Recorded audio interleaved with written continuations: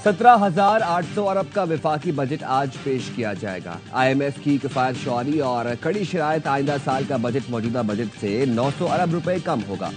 वजारतों के लिए गाड़ियां खरीदने पर पाबंदी होगी। तमाम शोबों के बिजली और गैस के बिल महदूद रखे जाएंगे। ज़िमनी ग्रांट जारी करने का सिलसिला भी खत्म कर दिया गया। सिर्फ कुदरती आफत की सूरत में हुकूमत सप्लीमेंट्री फंड जारी कर सकेगी। सरकारी मुलाजमीन की तनख्वाहों और पेंशन में 10% तक इजाफे की तजवीज़ है। बजट खसारा 6,000 अरब से ज्यादा का होगा। बजट में कार्बन टैक्स लगेगा। बिजली और गैस के नर्ख भी बढ़ाए जाएंगे। कैश पर खरीदारी और लेन देन की हौसला शिकनी के लिए इनकलाबी इक़दाम तजवीज़ कर दिए गए। वफाकी काबीना का खुसूसी इजलास आज से पहर 4 बजे तलब कर लिया गया।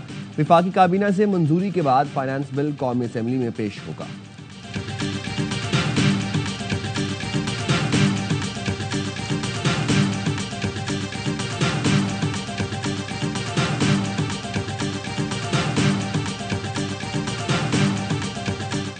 टैक्स चोर और नॉन फाइलर के खिलाफ शिकंजा मजीद कसने की तैयारी। पॉइंट ऑफ सेल में टैक्स चोरी के खिलाफ जुर्माने में 10 गुना इजाफे की तैयारियां।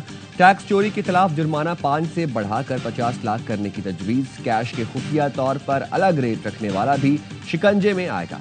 नॉन फाइलर्स के खिलाफ एक्शन भी होंगे। FBR जराये के मुताबिक नॉन फाइलर्स की mobile phone SIM internet device block नहीं होगी। नॉन फाइलर्स के लिए गाड़ियां जायदाद की खरीदारी पर पाबंदी बदस्तूर बरकरार रहेगी। नॉन फाइलर्स माली लेन देन की ट्रांजैक्शंस नहीं कर सकेंगे। नॉन फाइलर्स के शेयर्स खरीदने और म्यूचुअल फंड्स में सरमायाकारी पर पाबंदी होगी। टैक्स सिस्टम से नॉन फाइलर्स की कैटेगरी खत्म करने पर काम जारी है। नॉन फाइलर्स ज़ियारत के अलावा पाकिस्तान से बाहर सफर नहीं कर सकेंगे। नॉन फाइलर्स के बैंक से 50,000 रुपए निकलवाने पर टैक्स की शरह दुगनी करने की तजवीज़ दी गई। नॉन फाइलर के बैंक से 50,000 निकलवाने पर 600 रुपए कटौती होगी।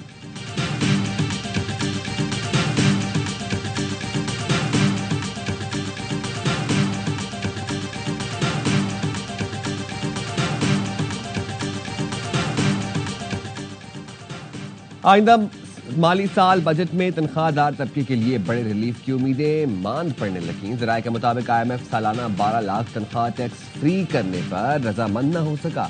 सालाना 12 लाख तनख्वाह पर 1% कम से कम टैक्स आयद करने का IMF का मुतालबा। माहाना 1 लाख तनख्वाह को टैक्स फ्री किया तो इनकम टैक्स गोशवारों की तादाद कम होगी। इनकम टैक्स की तमाम स्लैब में मामूली रिलीफ की तैयारियां। तनख्वाहदार तबके के लिए तमाम स्लैब पर 2.5% रिलीफ दिए जाने का इम्कान। कॉर्पोरेट सेक्टर के लिए भी इनकम टैक्स का रेट 2.5% कम करने की तैयारियां। टैक्स की छूट की हद सालाना 6 लाख तक ही महदूद रहने का इम्कान है। माहाना 1 लाख रुपए से ज्यादा तनख्वाह पर इनकम टैक्स 5% से कम होकर 2.5% हो सकता है।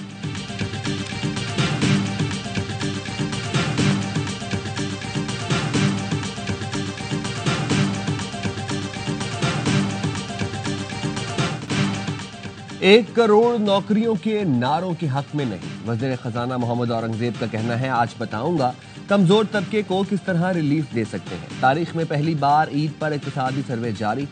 वज़ीर खजाना ने कहा, मईशत में बतदरीज बेहतरी आने लगी, दुरुस्त समत में जा रहे हैं। रवा माली साल मईशत की शरह नमू 2.7% रही। महंगाई में इजाफे की शरह रिकॉर्ड कम हुई। शरह सूद 22 से गिरकर 11% पर आ गई। लीकेज नहीं रोकेंगे तो माशी निज़ाम बेहतर कैसे होगा? सबसे पहले मसाइल को जड़ से उखाड़ना है। 43 वजारतों और 400 मुल्हका इदारों में मुलाजमीन की तादाद कम करेंगे। पास्को करप्शन का गढ़ था, उसे खत्म करने जा रहे हैं। फूड स्टोरेज से आड़ती का किरदार खत्म कर दिया जाएगा। किसान को बेहतर कीमत मिलेगी। IMF प्रोग्राम का मकसद पायदार मौशी इस्तेहकाम है। इस्लाहात का अमल जारी रहेगा। IMF प्रोग्राम रुकवाने के लिए भारत ने एड़ी चोटी का जोर लगाया।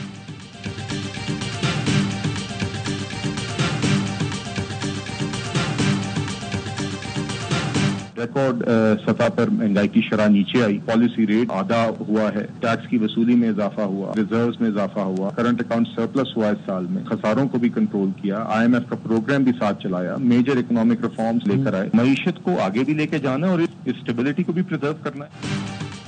इक्तिसादी सर्वे पर ARY न्यूज की खुसूसी ट्रांसमिशन। वज़ीर मुमलिकत बिलाल अजहर कयानी ने कहा, महंगाई की शरह रिकॉर्ड सतह पर नीचे आई।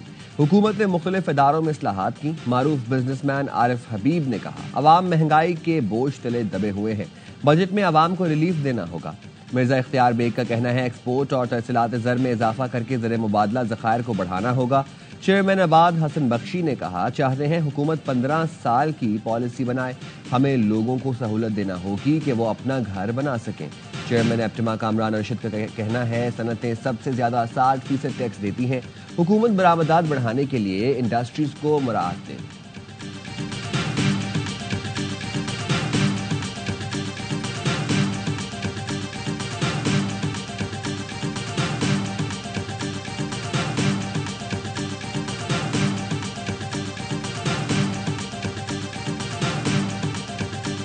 صرف ایک ملک ہے، میں غلط تھا، ایک ملک تو ہے، وہ ایک ملک تو بھارت ہے، اور مودی جی ہے جو کہتے ہیں کہ نہیں، ہر حال میں جنگ سے ہی آہستہ آہستہ انشاءاللہ تعالی جو امن کے لیے آواز اٹھاتے ہیں وہ کامیاب ہوں گے۔ پاکستان کا مقدمہ سچ پہ مبنی تھا، بھارت کا مقدمہ جھوٹ پہ مبنی تھا۔ ہمارے خطے میں امن سب کے حق میں ہے، پاکستانی اور بھارتی عوام خطے میں امن چاہتے ہیں، امن کا پیغام جیت جائے گا، مودی کا جنگ اور نفرت کا پیغام ہار جائے گا، امن کے لیے آواز اٹھانے والے کامیاب ہوں گے۔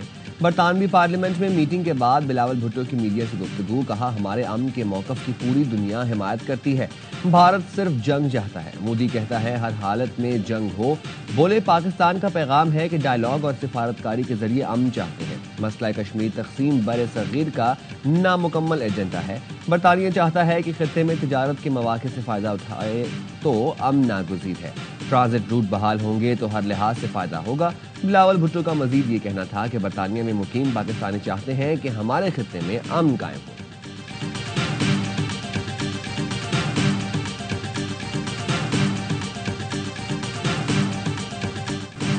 عدالت بانی پی ٹی آئی کو رہا کرے تو کوئی مسئلہ نہیں ہوگا، فیصلہ عدالتوں نے کرنا ہے۔ بلاول بھٹو کا اسکائی نیوز کو انٹرویو، کہا ضمانت بانی پی ٹی آئی کا حق ہے، ذاتی طور پر چیلنج نہیں کروں گا، امید ہے نہ ہی میری جماعت کی جانب سے بھی ایسا ہوگا۔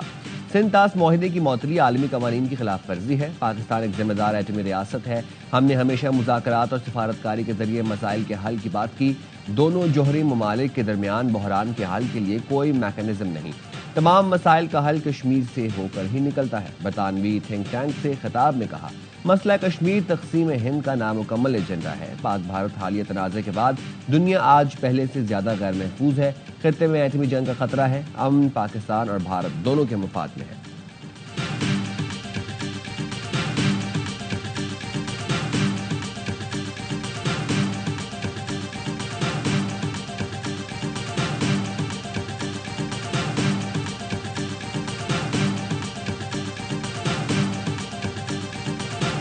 تین سالوں میں جو لوگ ہیں وہ 3 کروڑ لوگ جو ہے خطے غربت سے نیچے چلے جاتے ہیں، اور یہ ہمیں دکھا رہے ہیں کہ یہ ملک کو سنوارنے کے لیے آئے تھے، یہ ملک کو بہتر کرنے کے لیے آئے تھے۔ غربت بڑی ہے تو کس منہ سے مہنگائی کم ہونے کا دعویٰ کیا جا رہا ہے؟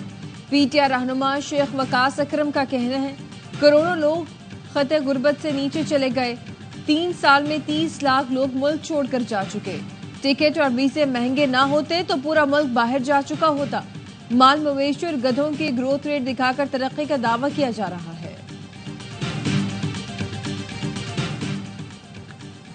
تنخواہ دار افراد کے لیے زیادہ سے زیادہ ٹیکس شرح 20% تک ہونی چاہیے، ٹیکس فائلر پراپرٹی خریداروں پر ود ہولڈنگ ٹیکس واپس لیا جائے۔ سابق وفاقی وزیر ڈاکٹر گوہر اعجاز کہتے ہیں اقتصادی استحکام اور برآمدات کی قیادت میں ترقی کا روڈ میپ ناگزیر ہے، صنعت کاری ہماری اولین ترجیح ہونی چاہیے، ایک مستقل 5 سالہ صنعتی اور برآمدی پالیسی ضروری ہے، سپر ٹیکس صرف ان کارپوریشنز پر لگایا جائے جن کا منافع 10 ارب روپے سے زائد ہو۔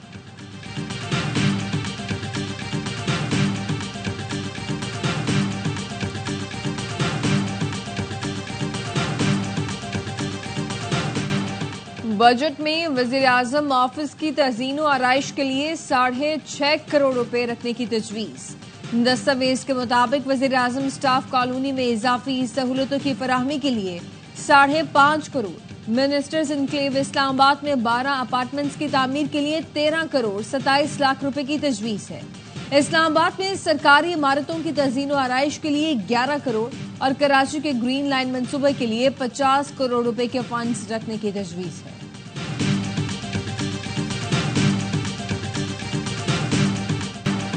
لکی مروت کے تھانہ گمبیلا کی حدود پولیس اور فتنہ الخوارج کے دہشت گردوں کے درمیان فائرنگ کا تبادلہ، اہم کمانڈر سمیت 3 دہشت گرد ہلاک، ایک پولیس اہلکار شہید ہو گیا۔ ہلاک دہشت گردوں سے اسلحہ اور بڑی تعداد میں کارتوس برآمد ہوئے۔ مقابلے میں شہید پولیس اہلکار شاہد اللہ کو سپرد خاک کر دیا گیا۔ نماز جنازہ میں پولیس افسران سمیت شہریوں کی بڑی تعداد نے شرکت کی۔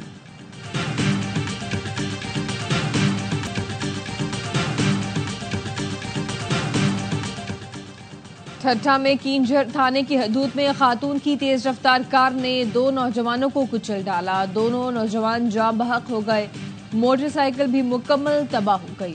حادثہ 4 جون کو پیش آیا، مقدمہ 8 جون کو بھائی کی مدعیت میں درج کیا گیا۔ پولیس کے مطابق حادثہ تیز رفتاری، غفلت اور لاپرواہی کی وجہ سے پیش آیا۔ مدعی مقدمہ کا کہنا ہے کینجھر تھانے کی جانب سے بااثر خاندان کی خاتون کو بچانے کی کوشش کی جا رہی ہے۔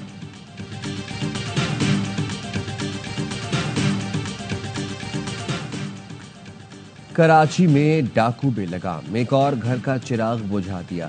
نیو کراچی میں ڈکیتی مزاحمت پر فائرنگ سے شدید زخمی شہری دوران علاج انتقال کر گیا۔ پولیس کے مطابق مقتول کی شناخت محمد ناصر کے نام سے ہوئی۔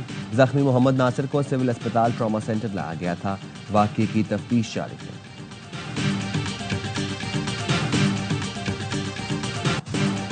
جامعہ کراچی میں پانی کی پائپ لائن پھر پھٹ گئی، 2 بڑی پائپ لائنوں میں شگاف پڑے۔ جامعہ کراچی قبرستان جانے والا راستہ مکمل زیر آب آ چکا، 3 دن سے پانی ضائع ہو رہا ہے۔ واٹر بورڈ کا عملہ غائب ہے۔ کراچی ٹھٹھہ قومی شاہراہ کا جوگی موڑ سیوریج کے پانی میں ڈوب گیا۔ قائد آباد کے قریب مرکزی سڑک کا حصہ دریا کا منظر پیش کرنے لگا، ٹریفک کی روانی متاثر۔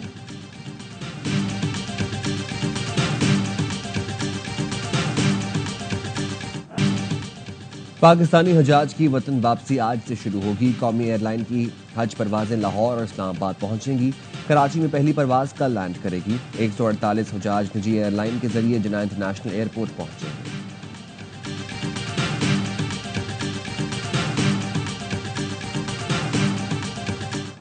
عید کے روز واہگہ بارڈر پر جوانوں کی پریڈ پروگرام سریام کے اینکر اقرار الحسن بھی جا پہنچے۔ ایک جوان نے کہا عید پر شہری آتے ہیں تو لگتا ہے ہماری فیملی آ گئی۔ ایک اور جوان کا کہنا تھا عید پر پریڈ زیادہ جارحانہ ہوتی ہے۔ ایک شہری نے کہا پڑوس میں دیکھ کر حیران ہوں، 6 جہاز گرنے کے بعد اتنا کانفیڈنس کہاں سے لاتے ہیں۔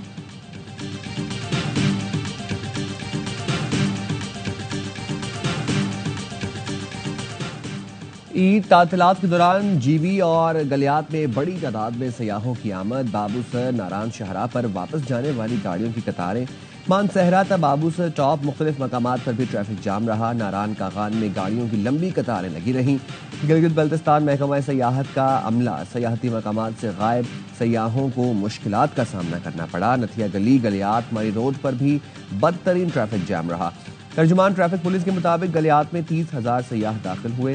رات گئے گلیات سے واپسی پر مری روڈ پر ٹریفک جام ہوئی۔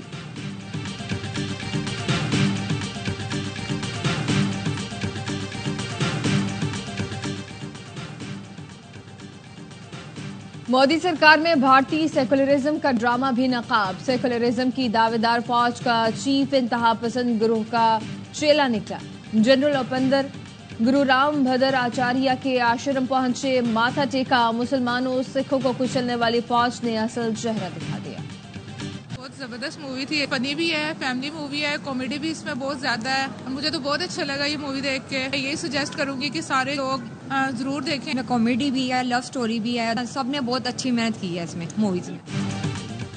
اور ایئر وائی فلمز کی پیشکش لو گرو فلم لوگوں کو خوب بھائی۔ عید کے تیسرے روز بھی لاہور سے لندن تک فلم دیکھنے والوں کی کھڑکی کا رش لگا رہا۔ شائقین کہتے ہیں شاندار اداکاری اور جاندار میوزک نے فلم کا مزہ دوبارہ کر دیا۔ سلمان اقبال فلم نے عید پر بہت خوب تحفہ دیا۔ ایسی فلمیں بننی چاہیے تاکہ فلم انڈسٹری کو استحکام مل سکے۔